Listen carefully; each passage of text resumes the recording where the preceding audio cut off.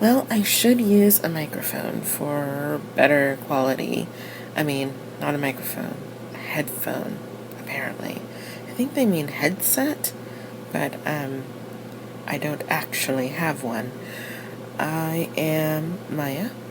I am recording this because it is the middle of the night and I am still awake and thinking thoughts about joy and happiness and the possibility of possessing both without circumstances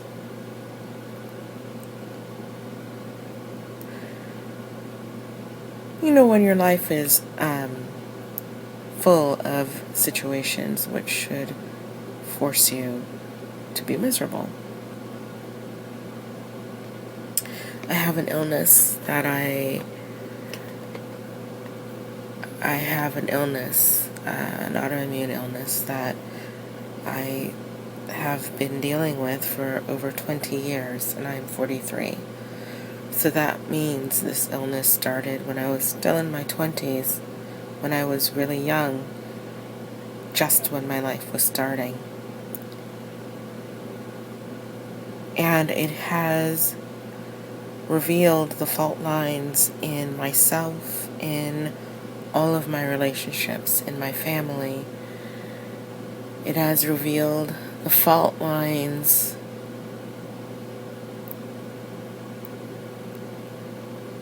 that exist when you are...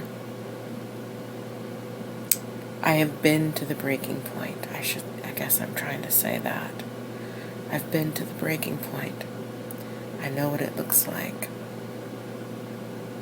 And I know how seductive giving up hope for more, hope for happiness, hope for...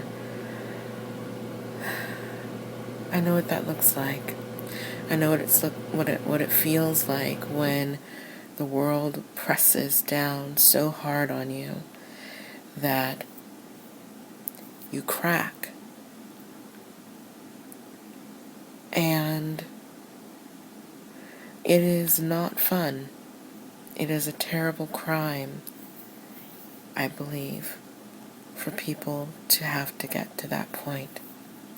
Because it strips you of everything. It strips you of your sense of who you thought you were. It strips you of your hope for the person that you thought you would grow into, because now this thing has happened and you're irrevocably changed. You have new fault lines. And this is life, of course. This is life.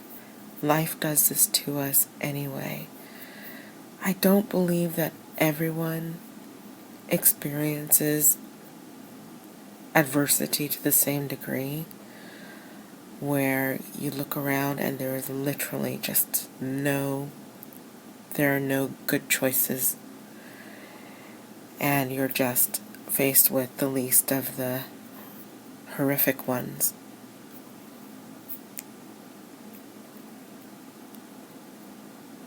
I live alone. I have 2 cats now.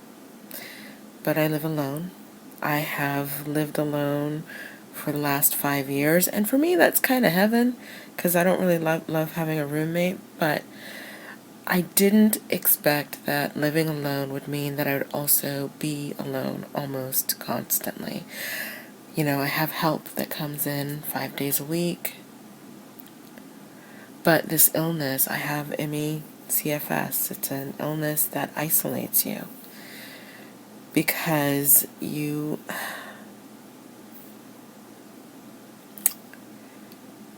it's not super well understood. I don't understand it myself, so I do have a difficult time blaming people for not understanding. But it does isolate, and it does cause friends and family to think of you in ways that you never imagined they would. It does cause people to abandon you. It does cause stress, chronic illness is hard. It is so hard on your loved ones because they get to watch you be sick. They get to watch you be sick and have no hope. And in a way, it's harder on those outside of it, because when you're inside, you learn to adapt. You learn coping mechanisms, and you find your way toward happiness. I feel that people are basically, and I may be wrong about this, but I do believe that most of us have a base level of happiness that we're always going to have, pretty much no matter what happens to us. And when bad things do happen, we find ourselves, like, automatically our psyche reaches for our base level, whether we're up, or whether the thing that happens is bad or good. But when bad things happen, I think your mind and your heart just sort of starts looking for ways to find your normal. And so you do okay. But it is difficult for those on the outside of your illness, to be okay with you doing okay. Because, if you say you're constantly miserable, they want to see you miserable all the time, subconsciously. And so when you go to your little happy spot, it's kind of unnerving to them. And it's also difficult for them to see you suffer. So it is a hard thing, chronic illness is. And I have endured this one for 20 years, and it has slowly chipped away at my life until nothing is left, basically, except for who I basically am. And I'd always thought of myself as a storyteller. I mean, well, for a lot of years anyway. I interviewed, what is his name? He's a writer. He co-wrote the movie Crash with Bobby Moresco. I interviewed Bobby Moresco once, and when I asked about his motivation, one of the things he said was that we're storytellers at heart. And that resonated with me just on a really deep level, because I understood that. I am a storyteller at heart, and I always assumed that was the biggest part of me. But I haven't told stories, not, real stories, not written stories, in a really long time. But what has happened is that I have learned I found something else. I'm wondering about something else. So, if I'm a storyteller who doesn't have very many stories in her, then what is the biggest part of me? Is it just gone? Has that the biggest part of me, the most important part, the key to who I am, has that just been excised from me or suppressed? And then I had one of those dark nights of the soul that we have sometimes on Friday. I mean bad. I mean really bad. Like bad. And I was pondering my existence and the possibility of a lack of. And within 48 hours, I sat up in bed, getting ready to go grab a bite to eat. I have a kitten who's been sick, who's perked up. I just finished watching an episode of something that I really can't remember what it was, but I do remember now. I'd finished watching an episode of Map and Lucia, the old one, with Prunella Scales and Geraldine McEwen, I think her name is.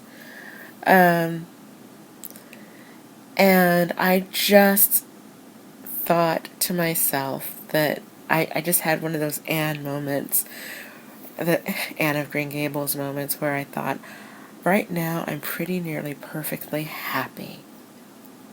Nothing in my situation had changed. If anything, it had become more stark. But in that moment, I was happy, like warm bath happy, you know? Like just sinking into a hot springs after a massage happy.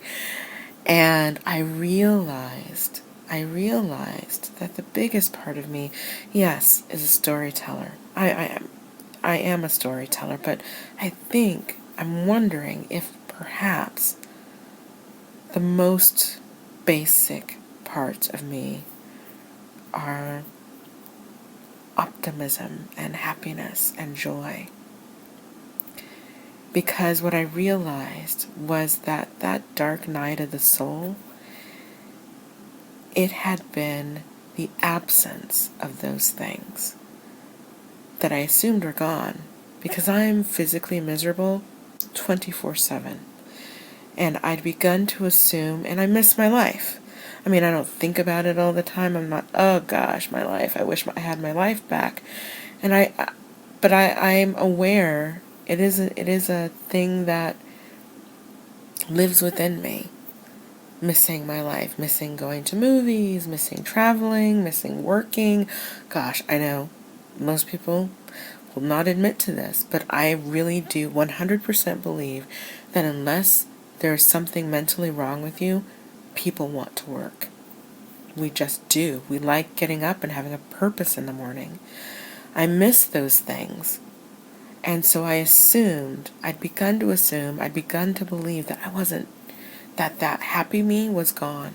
That was just another death in my life of things. That the happiness was just not something I possessed anymore. The capacity for joy had been stunted, if not erased. That I was capable of moments of euphoria, but not happiness. Not the happy girl whose father, derisively, nicknamed her Pollyanna. Not the happy woman who embraced that nickname, because, heck, why not be glad? And then I realized that I have this base level of happiness that never goes away, that I am happy. Yes, I am happy, because I like it. Because I don't like to be miserable. Because I love being alive. Because I love seeing what comes next. And no, my life is not good. My life sucks by just about any measure. But still, I'm happy. And part of that is faith and provisions from God. And part of that is just my nature. And I'm grateful to find that, yes, the storyteller is really, really in trouble right now. But I'm still me. Changed, but still me. Anyway, I just wanted to say that because I think that we sometimes think that our joy depends on that thing happening, that next thing, whether that next thing is a car or an increase in salary or the kid getting into the right college or whatever. We think it's that next thing, and I'm thinking maybe it's not. I think maybe happiness comes from inside. I know, what a cliche, but I think it's true.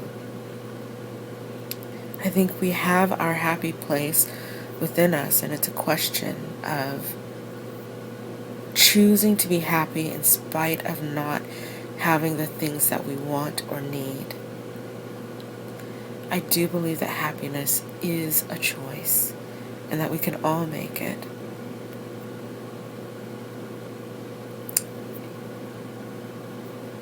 I'm not saying that it means that life is good. I'm not saying that it means that our mood is upbeat. I am saying that it is a thing that can sustain us through the difficult times. The ability, the willingness to be open to joy, to be open to that funny story, that that funny thing the kid says, that beautiful sunrise, that movie that makes you cry. To be open to joy